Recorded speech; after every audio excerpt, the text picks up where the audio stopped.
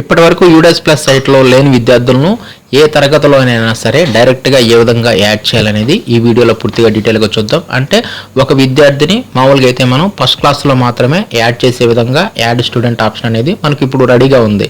అలా కాకుండా ఒక విద్యార్థిని డైరెక్ట్గా సెకండ్ క్లాస్ కానీ లేదంటే 6th 7th 8th ఈ విధంగా ఏ క్లాస్లో అయినా సరే డైరెక్ట్గా ఒక విద్యార్థిని ఏ విధంగా యాడ్ చేయాలని చూద్దాం. అలా యాడ్ చేయాలంటే ఆ విద్యార్థి ఇప్పటి వరకు యూడైస్ డేటాబేస్లో ఉండకూడదనమాట. అలాంటి వారిని మాత్రమే ఆ విధంగా మనం యాడ్ చేయాల్సి ఉంటుంది. ముందుగా మనం ఈ ఆప్షన్ అనేది పాఠశాల లాగిన్లో లేదు, మన మండలం యొక్క ఎంఐఎస్ గారి లాగిన్లో మాత్రమే ఈ ఆప్షన్ అనేది అవైలబుల్గా ఉంది. కాబట్టి ఇలాంటి సందర్భం వచ్చినప్పుడు మీరు మీ యొక్క ఎంఐఎస్ గారిని సంప్రదించాల్సి ఉంటుంది. ఇప్పుడు ఏ విధంగా ఆ ప్రాసెస్ ఉంటుందనేది చూద్దాం. దాని కొరకు ముందుగా మనం udisplus.go.in సైట్ ఓపెన్ చేయాలి. ఈ సైట్ ఓపెన్ చేసిన తర్వాత లాగిన్ ఫర్ ఆల్ మాడ్యూల్స్లోకి వెళ్ళాలి. నెక్స్ట్ స్టూడెంట్ మాడ్యూల్కి ఎదురుగా మన యొక్క స్టేట్ని సెలెక్ట్ చేసుకొని గో మీద క్లిక్ చేయాలి. ఇక్కడ యూజర్ ఐడి పాస్వర్డ్ అనేది ఎంఐఎస్ గారి యొక్క క్రెడెన్షియల్స్ ఈ క్యాప్చా కోడ్ ఇచ్చేసేసి ఈ సైట్లోకి లాగిన్ అవ్వాల్సి ఉంటుంది. అలా లాగిన్ అయిపోయిన తర్వాత నెక్స్ట్ అడ్మిన్ ప్యానెల్లోకి వెళ్ళాలి.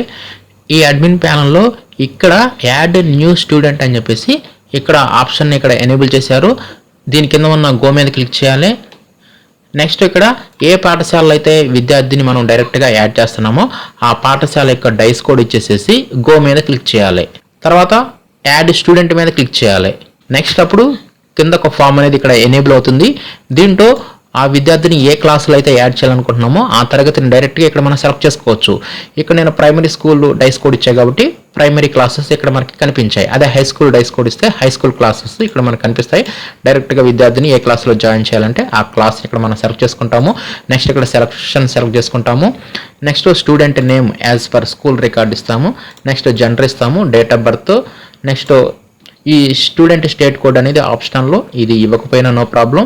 Next mother name, father name, guardian name, ఈ గార్డియన్ నేమ్ కూడా ఆప్షనల్లో. Next Aadhaar number of student, ఇక్కడ ఆధార్ నెంబర్ ఇస్తాము.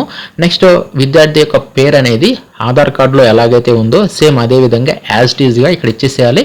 ఇచ్చేసేసి యాడ్ న్యూ స్టూడెంట్ మీద క్లిక్ చేస్తే ఇక్కడ పైన మనం ఏ పాఠశాల అయితే సెలెక్ట్ చేసామో అంటే ఏ డైస్ కోడ్ అయితే ఇచ్చామో ఆ పాఠశాలలోకి ఆ విద్యార్థి పేరు అక్కడ ఇచ్చిన ఆ తరగతి ఆ సెక్షన్లోకి డైరెక్ట్గా విద్యార్థి పేరు అనేది యాడ్ అవటం జరుగుతుంది. ఈ విధంగా ఒక విద్యార్థిని డైరెక్ట్గా ఏ తరగతిలో అయినా సరే ఎంఐఎస్ గారి లాగిన్లో ఈ విధంగా మనం యాడ్ చేయవచ్చు.